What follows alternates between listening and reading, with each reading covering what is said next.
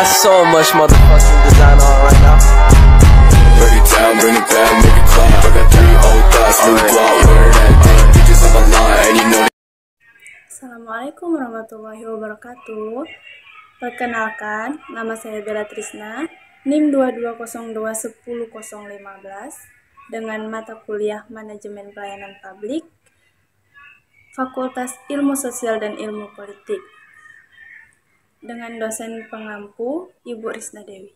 Nah, di sini saya akan membahas materi tentang mengelola SDM pelayanan publik dan membangun profesionalisme. Nah, sebelumnya kalian tuh tahu nggak profesionalisme itu gimana? Nah, di sini kita bahas ya. Nah, yang pertama saya akan menyampaikan materi, yaitu pengertian mengelola SDM secara umum. Nah, manajemen sumber daya manusia merupakan salah satu upaya yang dilakukan oleh perusahaan untuk mengatur sumber daya manusianya. Sumber daya ini diarahkan untuk mencapai tujuan perusahaan yang telah ditetapkan sebelumnya. Nah, di sini baru kita bahas nih yang masalah profesional itu tadi ya. Nah, baru kita masuk ke dalam materi yang kedua, yaitu pengertian membangun profesional. Sebelumnya kalian ada yang tahu nggak apa itu profesionalisme? Profesional dulu ya kita bahas. Nah, di sini profesional adalah seseorang yang mempunyai keahlian, telah diakui oleh masyarakat keahliannya. Dia itu berarti emang bener-bener top banget sih, ya kan? Nah, keahliannya itu sampai diatur oleh organisasi atau pengetahuan dan keterampilan tertentu dalam suatu bidang yang lembaganya yang kompeten. Nah, profesional itu biasanya memiliki tanggung jawab etika dan standar kinerja yang tinggi. Berarti dia selain memiliki tanggung jawab yang tinggi, etika yang tinggi, dan memiliki standar kinerja yang memang bagus dan tinggi diakui oleh tempat kerjanya, diakui oleh masyarakat kinerjanya. Nah,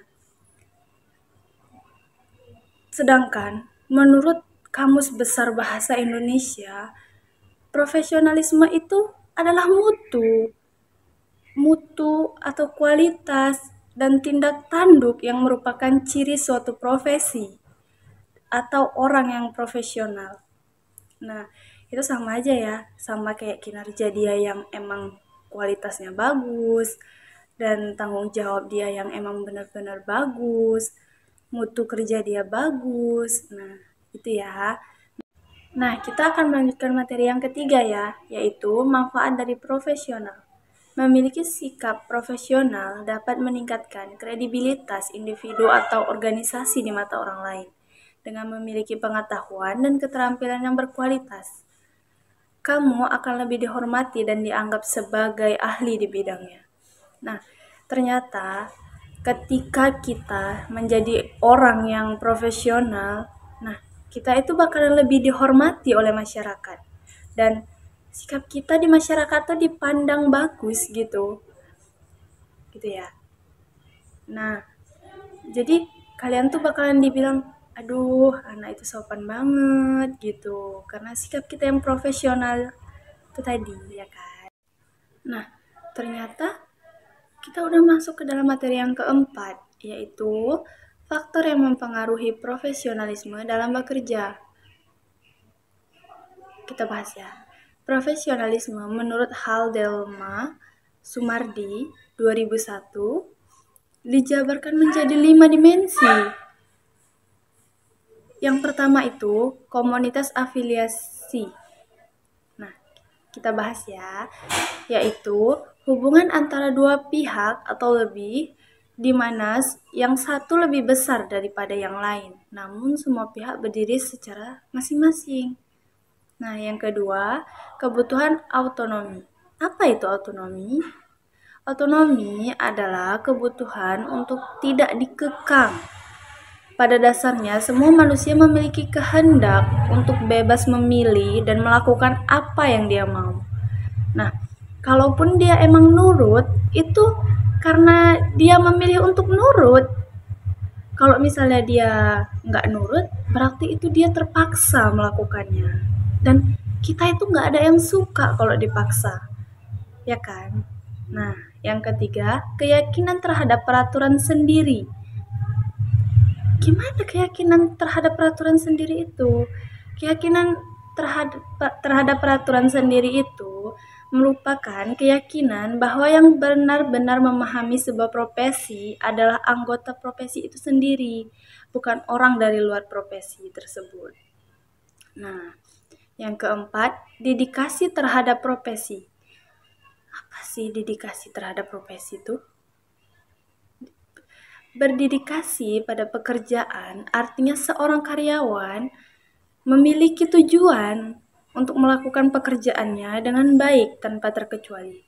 Dengan adanya dedikasi, seseorang karyawan akan mematuhi komitmennya dan mampu melewati segala kesulitan yang mungkin terjadi di lingkungan kerjanya. Misalnya kayak kesulitan yang teman kerja yang kurang pas, mungkin sekitar lingkungan kurang nyaman.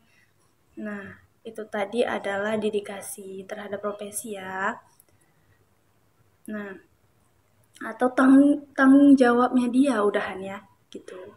Nah, yang kelima, kewajiban sosial. Apa itu kewajiban sosial? Kewajiban yang lebih mengarah pada setiap hal yang bisa diterima oleh seseorang secara kolektif.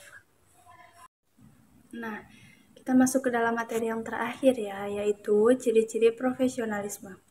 Nah, dalam dunia kerja, mereka memiliki ciri-ciri, yaitu yang pertama, memiliki keahlian dan kemampuan tinggi. Nah, yang kedua, memiliki kode etik. Kode etik itu merupakan pola aturan atau tata cara sebagai pedoman berperilaku. Tujuan kode etik itu agar profesional memberikan jasa sebaik-baiknya untuk pemakai atau nasabahnya. Nah, yang ketiga, rencana kerja yang baik. Nah, yang keempat, yaitu jujur dan berintegritas. Apa itu berintegritas?